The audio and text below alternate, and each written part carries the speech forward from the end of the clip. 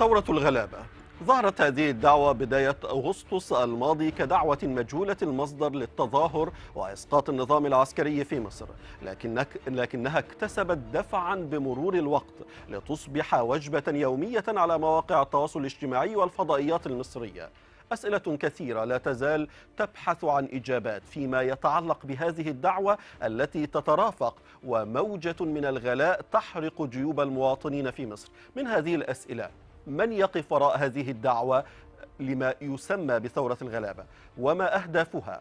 وهل هناك حوار بين تيارات المعارضة بشأنها أم لا؟ وما حقيقة أن أجهزة داخل الدولة المصرية تدعم مثل هذه الدعوات؟ وهل ستكون هذه الدعوة تكرارا لما سمي سابقا مثلا بالثورة الإسلامية التي كانت مناسبة لمزيد من الاعتقال والقمع؟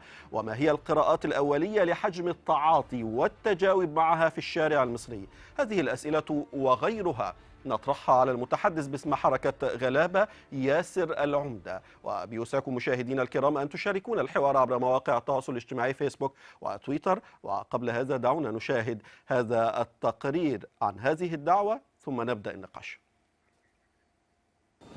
أقسم بالله العلي العظيم أن أخرج في 11/11. في الفضاء الإلكتروني انطلقت دعوة للتظاهر من حركة تسمي نفسها غلابة، لكن الدعوة والجهة الداعية لها ظلت لغزا أو أحجية.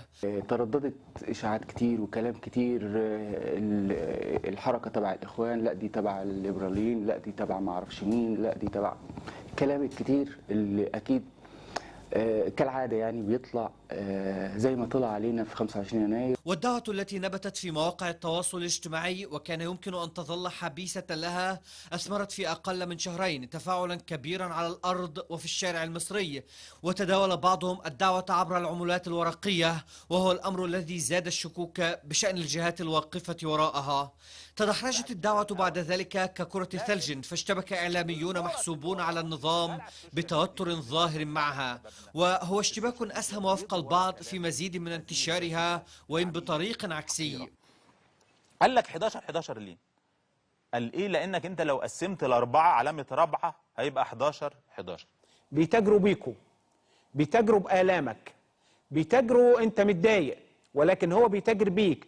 هيقول لك أنا مش إخوان، لا هو إخوان، وأنا وريتك أهو الدليل قدامك. وإنما هو مخطط يستهدف عودة الإخوان للسلطة. وأطرف هذه التعليقات كان ما أطلقه أحدهم بأنها تحرك من الرئيس الأمريكي باراك أوباما الذي تتزامن الدعوة للتظاهر مع مغادرة البيت الأبيض. ده الانتخابات في 9 نوفمبر، 8 أو 9 نوفمبر عندهم. الميعاد اللي محددينه لانه يبقى فيه قلق في مصر 11 نوفمبر. تطور الأمر لاحقا وأضحى الحدث المنتظر قضية رأي عام، حتى إن رئيس الدولة عبد الفتاح السيسي علق عليه مرتين. الأولى حين سئل في لقاء مع رؤساء تحرير الصحف القومية فاعتبر أن الشعب المصري أوعى من هذه الدعوات، والثانية حين أشار إلى انتشار الجيش في ساعات معدودات، وهي الإشارة التي قالت حركة غلابة إنها المقصودة بها. التخطيط معمول إن الجيش يفرد في مصر، يفرد مصر خلال 6 ساعات. وفي ظل أزمة اقتصادية تنهش لحوم الفقراء بالدرجة الأولى، تظل سيناريوهات الحدث المنتظر مفتوحة على كل الاحتمالات، بدءا من كونه سيكون زوبعة في فنجان، وانتهاء بأن يكون خطوة لها ما بعدها. وللنقاش حول هذا الموضوع ينضم إلينا عبر الأقمار الاصطناعية من اسطنبول ياسر العمدة المتحدث باسم حركة غلابة. أرحب بك معنا سيد ياسر. أهلا وسهلا أستاذ أحمد، أهلا بك. ابتداء سؤالي يعني ببساطة شديدة، من أنتم؟ من هي حركة غلابة؟ احنا جزء من الغلابة باختصار شديد. أنا طبعا معلقا على كلام حضرتك في البداية، هي دعوة ليست مجهولة المصدر، لكن لم تتبناها رموز الوطنية أو السياسية أو الإعلامية، ولا يتبناها فصيل من الفصائل السياسية، وبالضبط ده هو مصدر قوة الدعوة. بالإضافة لأن حتى وقت قريب ما كانش حد منتبه ليها، في الوقت اللي احنا كنا بنحاول نحشد ونوصل دعوتنا لأكبر قدر من الناس من خلال طريقتين ما فيش أي إمكانيات ليهم: الكتابة على العملات النقدية، الكتابة على الفلوس، والكتابة على الحيطان، أعتقد أنه مش محتاجين رجال أعمال عشان تعمل ده، وإحنا ما صرفناش فيهم أي حاجة بالمجهودات الذاتية بالنسبة للشباب. الحركة هي عبارة عن مجموعة من كل فصائل مصر، في النهاية اجتمعنا على هدف واحد وثابتين. هدفنا كله هو إسقاط النظام الفاسد ده ورفع المعاناة عن الناس اللي وصلت المعاناة بيهم إنهم النهاردة بتبقى الوجبة الأساسية لقطاع كبير من الناس من صناديق القمامة. وده حال يمكن تخطى تشبيه هذا الفاسد في وصفه لمصر بشبه دولة. احنا وصلنا لأبعد من كده، احنا وصلنا ان مفيش اصلا ولا دولة ولا شبه دولة. احنا هو عايز يوصلنا لمستوى ان مصر ما تبقاش موجودة على الخريطة. طيب. وعايز يسحق الغلابة تحت أقدام العسكر، وده بيعمله بشكل منتظم ومقصود. طيب ياسر، لعلك ذكرت في بداية حديثك أنكم لديكم العديد من الفصائل الأخرى، بالطبع أكيد هي الفصائل المعارضة منضمة أو جزء من هذه الحركة. أفهم من هذا الكلام مثلا أن الإخوان جزء من هذه الحركة، 6 أبريل يعني وغيرها، التحالف دعم الشرعية، كل هذه الحركات جزء من حركة غلابة أو منسقة مع حركة غلابة في النزول يوم 11/11 أم لا؟ دعني أوضح الفرق بس بين التنظيم والشباب على سبيل المثال، أو المكون لها. يعني مثلا لو اتكلمت النهاردة على 6 أبريل، احنا معانا في الحركة أعضاء من 6 أبريل هم أعضاء في الحركة، في حركة غلابة. لما نتكلم على الإخوان، أنا ماليش علاقة بالتنظيم نهائيا، أنا لي علاقة بشباب الإخوان اللي هم أصلا كانوا فصيل من ضمن فصائل ثورة 25 يناير، بغض النظر عن موقف التنظيم نفسه. لكن شباب الإخوان موجودين، شباب 6 أبريل موجودين، الاشتراكيين الثوريين شباب موجودين وأعضاء موجودين معانا في الحركة. شباب العمود الفقري للحركة هم شباب لا ينتموا لأي فصيل، وده أساس الحركة. لكن انضمام بعض الشباب من التنظيمات أو الفصائل السياسية ده شيء احنا طبعا أردنا ان هو يكون موجود، بحيث ان احنا نعمل خليط 25 يناير، نحاول نجمع تاني المصريين على قلب راجل واحد، مسلم ومسيحي. معانا المسلم ومعانا المسيحي، معانا زي ما قلت لحضرتك الاشتراكي والليبرالي، معانا كل الاتجاهات، معانا الإسلامي، معانا زي ما قلت لحضرتك خليط من ثورة 25 يناير. لكن هم نفس الناس اللي قاموا بثورة 25 يناير طالعين النهارده عشان يكملوها. واللي برضو عفوا، أنا هنا أنت معك أناس يعني انطلقوا معك دون الانتماءات السياسية، لكن أنا أقصد هنا جماعة الإخوان المسلمين كتنظيم، 6 إبريل كحركة، الاشتراكيين الثوريين كحركة. هل هذه الحركات رسميا وتنظيميا بشكل أو بآخر موافقة على هذه الدعوة أو أعدت لها أو شاركت في إعلانها أم لا؟ بقول لحضرتك، هي انا كل ما يخصني واللي اقدر اتكلم عليه هم شباب الحركات وشباب الفصائل، لكن التنظيمات هم يتحدثوا عن نفسهم. هم المفترض ان هم يعلنوا النهارده موقفهم من ثوره الغلابه مع او ضد، علشان ما يحصلش ان شاء الله وتقوم ثوره الغلابه ونسقط هذا النظام الفاسد، وبعد كده يرجعوا يتندموا تاني على عدم اعلانهم. انا بطالب الجميع، جميع الفصائل بشكل تنظيمي، ان هم يعلنوا موقفهم، مش لينا احنا، ما معناش صك نزول وعدم النزول، احنا مجرد ناس دعت لحاجه وهتبدا تتابع الحراك والحشد على الارض حتى اسقاط هذا النظام الفاسد تماما، وابعاد العسكر عن الحكم ورجوعه لسكناته. احنا كل مهمتنا ان ثروات مصر دي تبقى ملك لشعبها، وقرار مصر يبقى ملك لشعبه، لأنه هو السيد، مش أي عسكري ومش أي رمز ومش أي كيان سياسي. في النهاية الشعب هو السيد على كل هؤلاء. ليه 11/11 ياسر؟ ليه تحديدا هذا الموعد يوم 11/11؟ ليه مش يناير القادم 25 يناير، وهو يعني بشكل أو بآخر هو الأساس، هو انطلاق الثورة المصرية؟ ليه مش 12/12 يعني مثلا؟ يعني لماذا 11/11 تحديدا؟ لأن تحديد الموعد ما كانش تيمنا بمناسبة معينة. موعد 11/11 كان ليه أكتر من عامل. مبدئيا عامل يتعلق ب 11/11 نفسها، لأنها رقم مميز سهل الحفظ، ممكن يبقى يصبح تيمة مع الناس، وسهل الحفظ بين الناس والتداول. هو في حد ذاته اسم الثورة، بعيدا كمان عن اسم ثورة الغلابة. النهاردة 11/11 بقت على كل لسان في مصر. اي حد هتساله ايه اللي هيحصل، ايه اهم الاحداث النهارده في مصر، يقول لك 11/11. كان واحنا بنحدد ده كنا مراعين كويس جدا ان التاريخ ده يفضل عالق في اذهان المصريين، ان احنا بنتوقع ان دي هتبقى اكبر ثوره في تاريخ مصر كله بمشيئه الله. وزي ما قلنا 11/11 مش يوم، قلناها كتير قبل كده وبنقولها تاني من خلال منبركم الاعلامي. 11/11 بدايه لما بعده، بدايه لموجه ثوريه ممكن تنتهي بعد شهر، بعد 2، بعد يوم، الله اعلم. طيب. احنا مش هنرجع البيوت تاني الا لما نتحرر، لما طيب. مصر ترجع لاهلها فعلا. طيب انا بس يعني في فكره 11/11 احد الاعلاميين المحسوبين على النظام قال 11/11 هي علامه رابعه، يعني مفصله. ايه رايك في الكلام ده؟ يعني 4 أصابع نفرق بينهما تبقى 11/11 يعني نفس تمام. بص يا فندم، هو نفس الاعلامي اللي قال ان احنا اثرنا قائد الاسطول الامريكي، تمام، وهو نفس الاعلامي تقريبا اللي قال برضه ان في كره ارضيه وما اعرفش ايه وكلام زي كده على الجماعه اللي كانوا في رابعه. هو نفس الاعلام اللي بيهرتل كل يوم، هو نفس الاعلام بالمناسبه اللي بيقول لك اصبروا شويه بقى ما تعملوش ثوره الغلابه عشان في ياقوت ومرجان وكلام زي كده. احنا في مهزله اعلاميه في مصر للاسف. ده مش اعلام نهائيا، وعيب علينا ان احنا نصفه بكلمه الاعلام. مصطلح الاعلام يجب ان لا ينطبق ولا ينحصر على هؤلاء الناس ابدا. دول مجرد ابواق لنظام هو اصلا جاهل، فتخيل بقى البوق بتاعه هيكون ايه. طيب ابقى معي ياسر، سأعود اليك، لكن ينضم الينا عبر سكايب من القاهره الكاتب الصحفي محمد منير.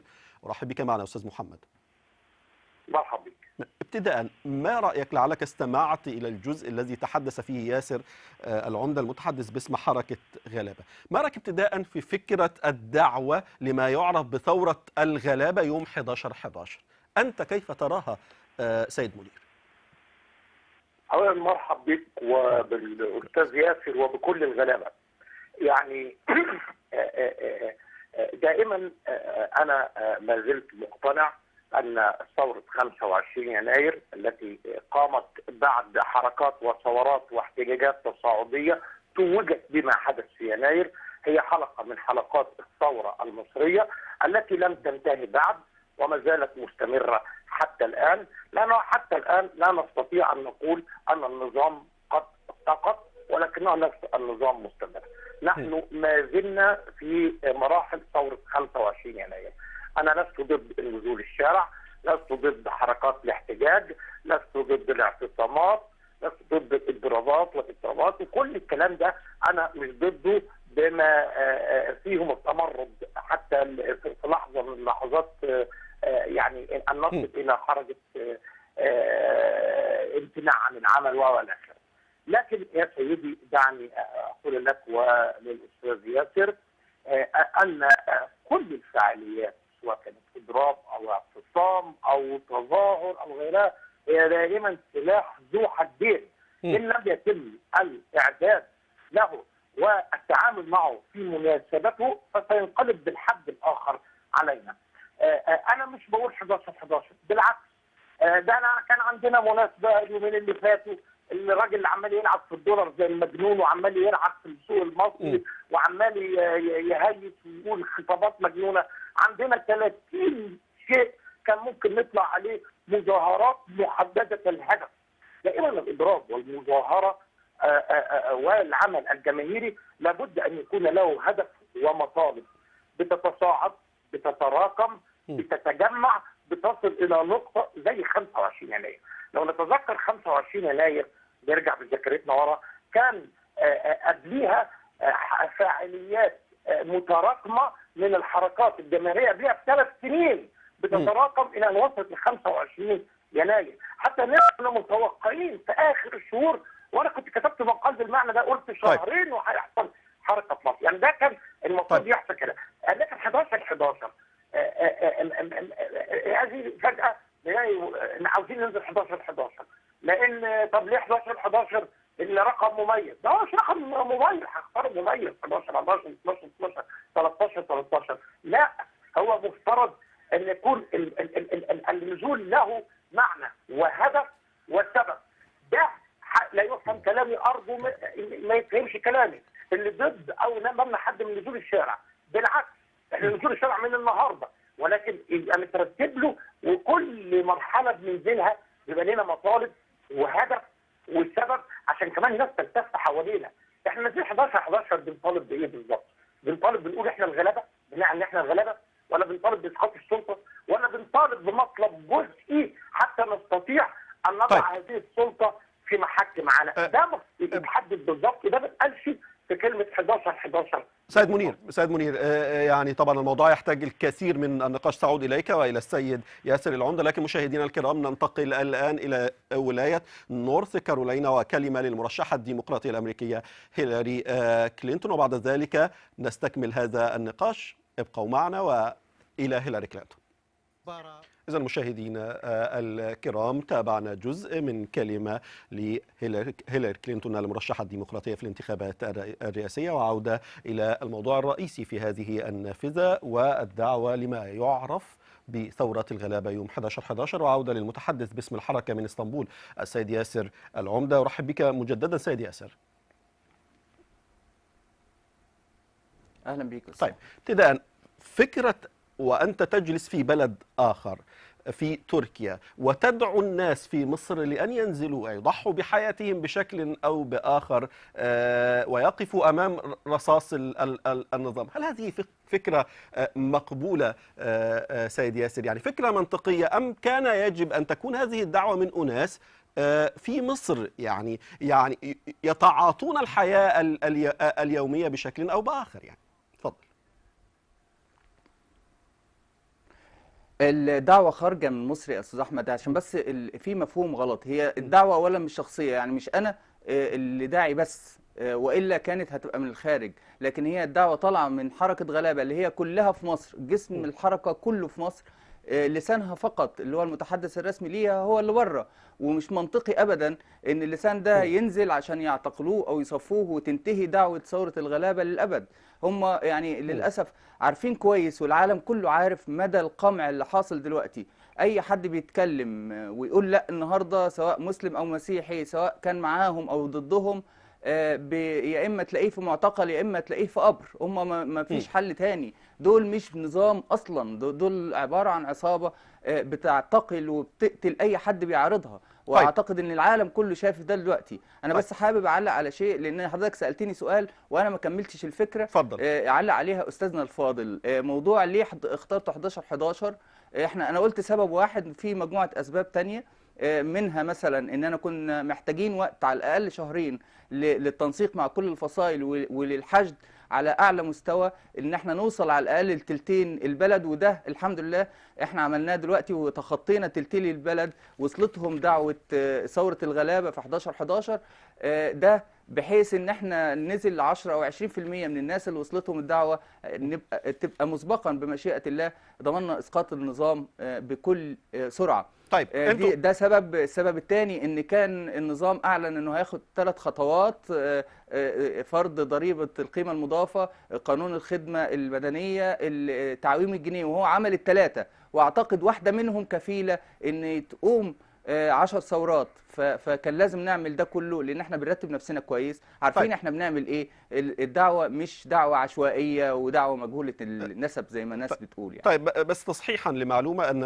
النظام المصري لم يعوم الجنيه حتى هذه اللحظه، لكن يعني سيد ياسر، انت لسه بتقول ان كل من يعارض النظام او يرفع صوته في مصر يقتل او يحبس حتى وفقا للقوانين في مصر الان. انتم تريدون من الناس ان ينزلوا للشارع، ان يقتلوا في الشوارع مرة أخرى أو يسجنوا؟ ما الجديد الذي تقدمونه للناس يعني؟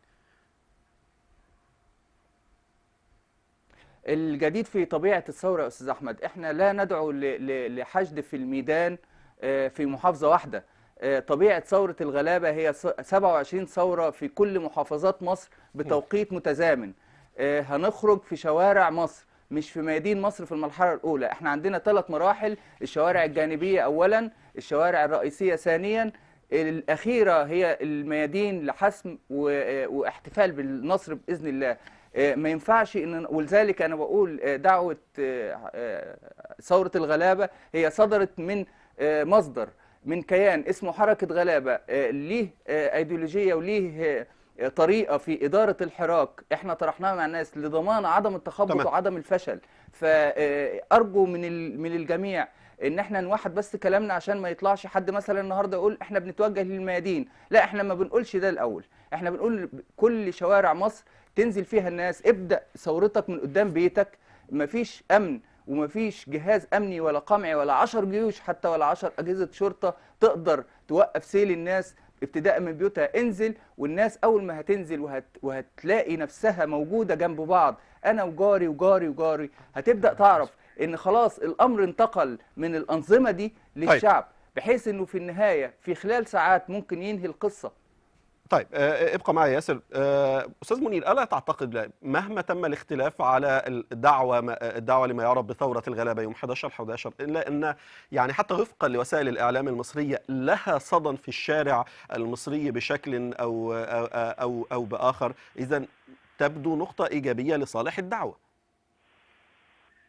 اولا يعني ارجو ان اتسع صدرك ليه، بس أنا عاوز اتكلم في نقطه ثانيه كنت تناقشت فيها مع الاستاذ ياسر، وهو الذين يتحدثون من الخارج. انا لست ضد الذين يتحدثون من الخارج، بل بالعكس انا اؤيدهم. هم لهم دور لا يقل عن دورنا في الداخل، وهم داعمين لنا، واحنا محتاجينهم موجودين في الخارج زي ما في الداخل. لهم دورهم ولنا دورنا، ودورهم لا يقل عن دورنا.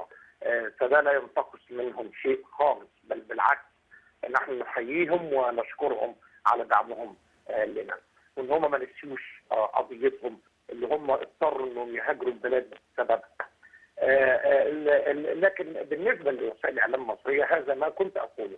انا قلت ان الدعوه لاي اعتصام او اضراب سلاح ذو حدين ممكن يتقلب. هو ده بقى الحد الثاني. لما يطلع واحد مذيع مخبر في التلفزيون ويقول عاوزين يطلعوا 11/11 يخربوا، ده سببه ان 11/11 مش نازله تحت عنوان. يعني لو احنا مثلا متخيل او متصور اذا كنا نزلنا مظاهره عشان ارتفاع سعر السلع الغذائيه، هنا سيضطر هذا الاعلامي ان يناقش الموضوع، فمش هيقدر يقول يخربوا بس، يعني يقول يخربوا هتبقى خيبه، لان في اسم، في موضوع، في عنوان لهذا التجمع.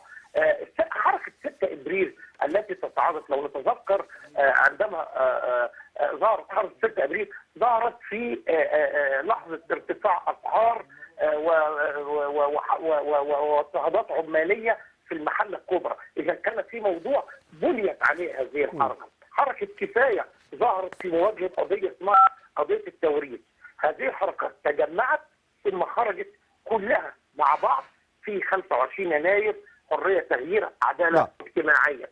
هنا انا ما اقدرش اقول، انا اقدر اقول احنا ننزل 11/11 عشان حاله التضخم اللي فيها البلد، وارد في مطلب اهو محدد، او 9/11 او 5/11، ولكن ان نقول ان 11/11 هي ثوره الغلابه، لا.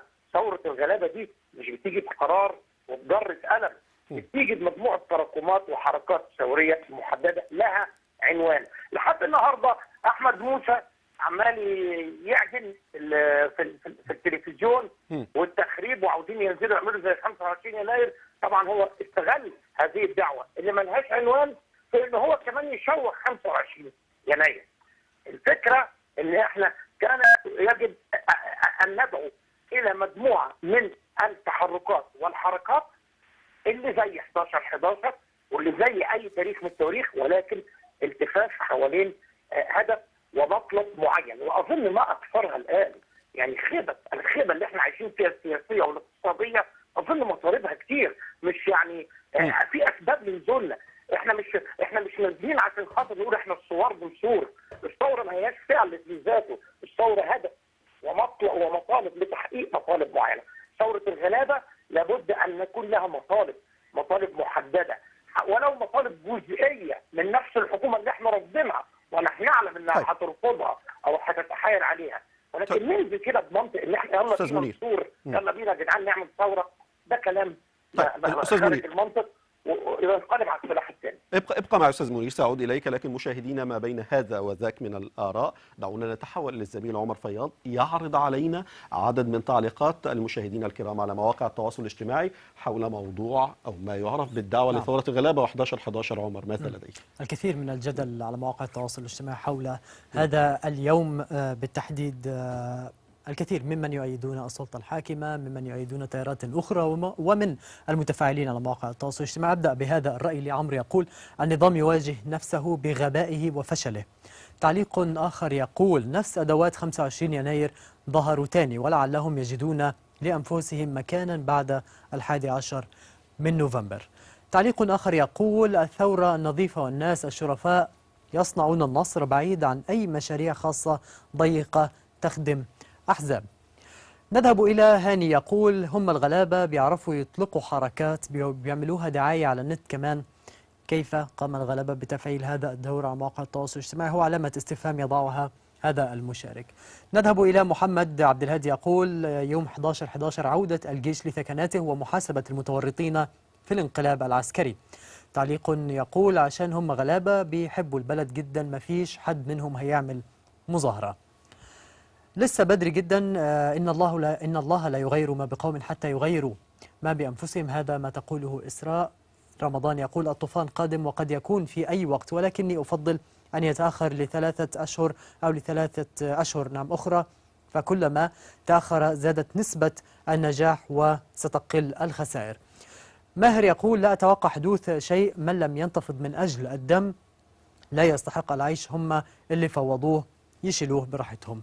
نذهب إلى بوحة يقول: نازلين كلنا ثورة الغلابة ضد الظلم، إحنا ما بنخافش. تعليق لعمرو يقول: النظام يواجه نفسه بغبائه وفشله. أول تعليقات الفيسبوك. الآن ننتقل إلى تويتر وبعض ما عليه من التغريدات حول ذات الموضوع. محمد عاشور يقول: ملهاش حل تاني حتى لو مخابراتية، ربما ينقلب السحر على الساحر، النظام في أضعف حالاته والشعب في قمة احتقانه، فرصة ربما تكون الأخيرة. هذه وجهة نظر أحمد أو محمد. وليد يقول: الجيش هيدوس عليكم وهيفعصكم وهتكون نهايتكم إن شاء الله. هكذا يتحدث عن الداعين لهذه التظاهرات. وهذا الحساب يقول: لا تسأل عن من دعا إلى 11 من نوفمبر، مهما كان اسأل الشعب عن رأيه، هيقول الثورة ليست لها يوم محدد. تعليق لنجوى تقول، أو نجوين تقول: من حركة تمرد لحركة غلابة، أهي كلها حركات واشتغالات ومخابرات، هكذا وصفت هذه التحركات. أحمد عبد القادر يقول: هي هتكون حركة أو احتجاجات زي الفاتو، يدوبك هينزلوا ممكن يخشوا الميادين، وده احتمال، واليوم هيعدي في النهاية بشكل عادي تماما دون أي تغيير. عطية يقول: حركة غلابة حركة غلابة رعباهم لدرجة أنهم ما بقوش عارفين يعملوا أي حاجة، هذا ما يراه أنها سببت ربما قلق. آخر التعليقات لدينا لريحانة تقول: يسألوني لماذا لا أكتب عن ثورة الغلابة 11 من نوفمبر، والله إني لا أخجل أن أكتب عنها. هل تقلصت ثورتنا بكل أهدافها للقمة العيش؟ أي ذل وأي هوان وصلنا إليه. أنت بهذا التعليق وأعود إليك أحمد. نعم، شكرا جزيلا لك عمر، ومنك أذهب للمتحدث الرسمي باسم حركة غلبة مرة أخرى. أستاذ ياسر، الحقيقة فكرة يعني نظرية المؤامرة حول هذه الدعوة كثرت في الفترة الأخيرة. يعني وائل غنيم في تدوين له على موقع التواصل الاجتماعي قال: التفسير الوحيد، وائل غنيم طبعا من أهم الأسماء التي ارتبطت بثورة 25 من يناير، قال إن التفسير الوحيد المنطقي بالنسبة لي إن بعض الأجهزة عايزة يوم 11 نوفمبر يظهر وكأنه يوم بيتم الاحتشاد له لتنفيذ مؤامرة على مصر، ولما اليوم يعدي عادي وما يحصلش حاجة يقولوا فشلت المؤامرة وده حصل قبل كده، ويحتفلوا بده كأي نجاح وهمي بيحتفلوا بيه. بس مش فاهم هم ازاي مش واخدين بالهم ان البالونه اللي عاملين ينفخوها ممكن في النهايه تفرقع في وشهم. لكن على اي حال هو الرجل بيرمي ان احنا امام دعوات مخابراتيه بشكل او باخر لتيئيس الناس. يمر اليوم بلا اي جديد فييأس الناس من فكره الثوره وفكره النزول في الشارع. ردك على ايه؟ ردك على ده ايه مما قيل في من وائل غنيم او غير وائل غنيم؟ مبدئيا انا رديت تمام. بس ارجو ان انت تديني مساحه يا استاذ احمد، لان في كام نقطه مهمه عامله فيها التباس كبير، واعتقد ان في ملايين بيتابعوك عشان يفهموا اكتر من نقطه حيويه وتعتبر حاسمه في موضوع ثوره الغلابه. مبدئيا انا علقت ورديت على وائل في المنشور بتاعه. وائل غنيم اولا نتكلم في نقطتين. النقطه الاولى انها دعوه مجهوله المصدر. طيب هل احنا كنا نعرف وائل غنيم قبل 25 يناير ب 24 ساعه؟ ما حدش كان يسمع عنه نهائيا. هي مجرد صفحه على الانترنت. احنا مش صفحه، احنا صفحه ودعايه موجوده في الشارع كله. وبالعكس يمكن انا شويه معروف، انا شاعر وموجود بقالي 5 سنين موجود في الميديا. لكن وائل في الوقت اللي هو سبق 25 يناير ما كانش حد يعرفه نهائيا. وائل غنيم لو تعب نفسه شويه وكتب في شركه جوجل على موقع جوجل اللي هو شغال فيه اصلا ثورة الغلابة، كان هيعرف مين مصدرها وإيه أهدافها وإيه الطرق اللي هتتبعها في خلال الفترة الجاية. لكن هو على ما يبدو إن الموضوع طالما إنه ما خرجش من فصيل أو من رمز فلازم يتهاجم من كل النشطاء أو يتهاجم من كل الرموز، وده اللي بيحصل حاليا. تمام. موضوع إنه يوم ويعدي ده متوقف على رد فعل الشعب. إحنا دعينا الشعب لأن أعتقد إن الظروف الحالية اللي بتمر بيها مصر مستحيل، اعتقد ان مفيش بلد مرت بيها ومصر نفسها ما مرتش بيها على مدار 7000 سنه فاتت. احنا بنمر باسوا واصعب فترات وازمات في مصر طول عمرها طول تاريخها ما حصلش ده الا يمكن في المحنه المستنصريه. وعلى هذا الكلام فانا بقول يا جماعه ان احنا دعينا الناس انها تنزل وتوقف هذه المهزله، انها تنزل وتاخد حقها اللي هو بتاعها، هو مش بتاع عصابه مكونه من اكتر من 20 30 واحد هم واخدين خيرها كله ومحولين جيش مصر النهارده من حمايه الحدود لصناعه الحلل والغريبه. دي مهزله. ده احنا النهارده عمرنا ما سمعنا عن المصريين انهم واصلين لهذا المستوى من الفقر والجوع. انا عايز بس اقول حاجه، ان الغلابه مش هم الجوعى بس، الغلابه هم كل المظلومين والمقهورين والواقعين تحت الاستبداد. فبالتالي وائل يا غنيم انت واحد من الغلابه، لان انت لو قادر تنزل مصر وتعارض اعتقد ان انت هيتم اعتقالك فورا. وغيرك الدكتور اللي اتداس على راسه، معلش يا استاذ احمد خليني اكمل. الدكتور اللي اتداس على راسه بالجزمه في قلب العياده او المستشفى الحكومي بتاعه ده واحد من الغلابه عشان مش عارف ياخد حقه. الراجل اللي مش عارف يجيب اكل لاولاده، ولا الست اللي مش عارفه ترضع ابنها، دي واحده من الغلابه. الغلابه بيشملوا تقريبا 90% من الشعب المصري، وعليه اعتقد ان الغلابه مش هم الجوعى بس، الغلابه كل مقهور ومهضوم حقه ومش قادر يحقق الحد الادنى من المعيشه كبني ادم. طيب ياسر، عفوا انا اريد بس ان يعني ادخل معك في هذا النقاش. يعني فكره انت الاستاذ منير بيقولك طب انت عايز الناس، انت بتدعو الناس للنزول للتظاهر، انت عايزهم يقولوا ايه؟ يعني ايه الهدف؟ يعني عايزهم ينزلوا يقولوا عيش وحريه وعداله اجتماعيه، ولا عايزهم ينزلوا يقول الشعب يريد اسقاط النظام؟ يعني ما الذي تريده من الناس؟ لماذا لا توجد معالم واضحه لفكره النزول يا ياسر؟ لا هي توجد معالم واضحه، بس واضح ان برضو فيه ناس، يعني ضيفك الفاضل اهتم او اختلط عليه الامر بين الاسم الحركه واهداف الحركه. هو لم يبذل مجهودا كافيا لكي يعلم ما هي اهداف حركه غلابه، ولو كان بذل مجهود ممكن 10 دقائق بالظبط بحث على جوجل او دخل او حتى سال اي حد من اعضاء الحركه سواء بره او جوه، كان هيعرف لو كان على الفيس يعني او في الشارع، كان هيعرف على الاقل احنا هدفنا ايه.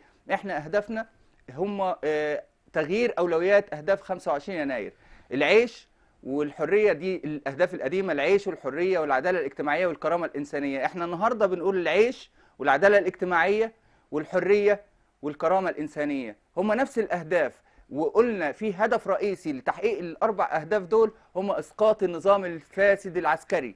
لا يمكن مع التجربه على مر 65 سنه، ومش بقول احنا مشكلتنا مش مع 3 سنين ونص اللي حكم فيهم هذا الكائن، لا خالص، احنا مشكلتنا مع نظام بقاله 65 سنه اخذ مصر من القمه للقاع، اخذ مصر من الشبع للجوع، اخذ مصر من التقدم للانهيار والانحلال، يعني دمر مصر بشكل كامل، والتجربه اثبتت للجميع ده. فانا بقول اهدافنا واضحه جدا يا جماعه، بس اتعبوا نفسكم شويه وراجعوا، اسالوا المصدر، ما تسالوش حد هو مش فاهم اصلا. كل اللي يطلع النهارده برضو في قصه موضوع التخوين والكلام ده، هي طالما انها ما ظهرتش من كيان انت سيادتك تعرفه يبقى هي اكيد خاينه وتبع المخابرات وتبع البتاع. مخابرات ايه يا جماعه؟ ما تسالوا اعرفوا الأول هل التحسس والاستيثاق من اي حاجه ده مش واجب؟ طيب استاذ منير، لعلك استمعت لكلام ياسر. بالفعل يعني فكره ان انت تكون عارف مين الذي يدعو للنزول وللثوره وللتظاهر، ما كان احد يعلم من الذي دعا ل 25 يناير بشكل واضح واسمائها ونجوم ما ظهر من نجوم لهذه الثوره بعد ذلك، اذا صح هذا التعبير. هذه واحده. الاخرى استاذ منير، رأس النظام نفسه في مصر الرئيس عبد الفتاح السيسي بدأ أن الرسالة وصلت إليه عندما قال أن المصريين أكثر وعي مما يتصور، وكل من يحاول أن يشكك أو يسيء لهذه الجهود التي تبذل من جانب هذه العناصر وأهل الشر مصير الفشل. يعني رأس النظام نفسه من الواضح أنه بشكل أو بآخر تأثر بهذه الدعوة وخاف منها. سيد منير، إذن الدعوة أتت جزء من ثمارها. تفضل. اولا انا بشكر استاذ ياسر انه يعني بيكشف او بيساعدنا ان احنا نقضي على جهلنا بالمعلومات عن حركه غلابه، وانا اوعده ان احنا هنثقف نفسنا ونطلع على اهداف الحركه. وسيدي ما تزعلش، الكلام اللي انت قلته انا مش مختلف معاك فيه ولا كلمه، بل على العكس انا كمان مختلف.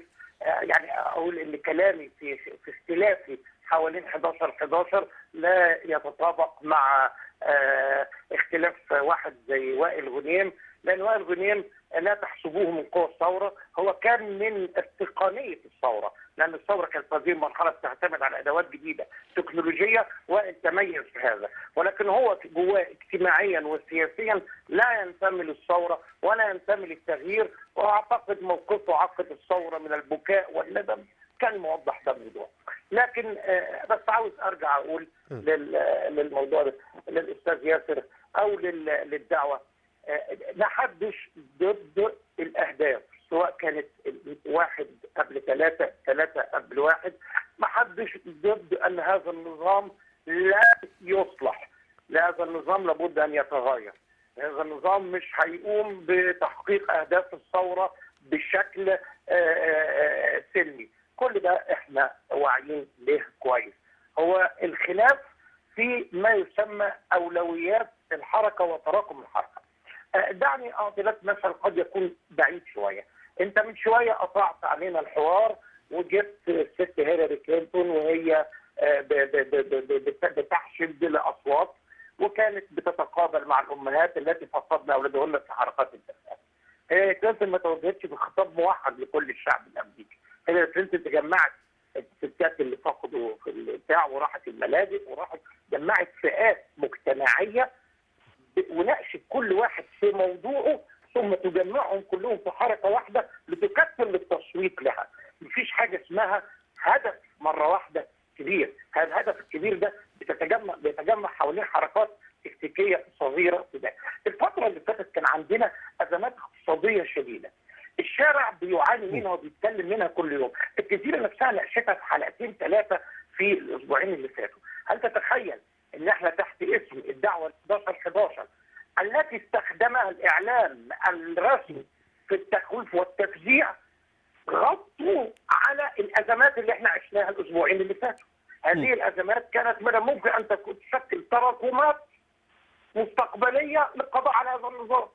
يعني الفكره ان احنا ما احناش ضد حركه غلابه، ما احناش ضد حركه عيانين، ما احناش ضد حركه مرضانين، احنا كل هذه الحركات بتصب في الاخر في حاجه اسمها ازمه الشعب المصري وعلاقته بحكومه. هذه الحكومه كيف نثبت للناس كي يلتفوا حولنا في حرق ثوري ان هذه حكومه فاسده تحتاج لحراك ثوري منظم، وكلمه منظم دي مهمه، لكي تسقط ونستبدلها بنظام يعبر عن هذا الشعب. طيب دي نقطة مهمة أستاذ منير، يعني للحقيقة طرحتها فكرة أنها تكون حركة منظمة، وخليني أخذ من كلامك وأذهب لضيفي الأستاذ ياسر العمدة في اسطنبول. أستاذ ياسر، يعني سؤال بيطرح نفسه، لماذا لم تنظموا أنفسكم؟ وأنا أقصد هنا الذين يعارضون النظام في مصر أكثر من ذلك، تضع رؤية، تضع عناوين، تضع يعني حد أدنى من التوافق بين القوى السياسية المعارضة للنظام بشكل أو بآخر، ثم تدعونا لنزول الناس. يعني ممكن يسألك واحد، أنت عايزني دلوقتي أنزل الشارع أوقع النظام الموجود، هو مين البديل؟ تفضل. تمام. اولا احنا مش حركه سياسيه، احنا حركه ثوريه اجتماعيه ليها اهداف محدده اعلناها ولينا ثوابت ماشيين عليها. حركه كمان مؤقته مش مستمره، بمجرد اسقاط هذا النظام واستلام الشعب مصيره من وثرواته ومقدراته، احنا دورنا بينتهي وهنعلن دايما في وقتها حل الحركه.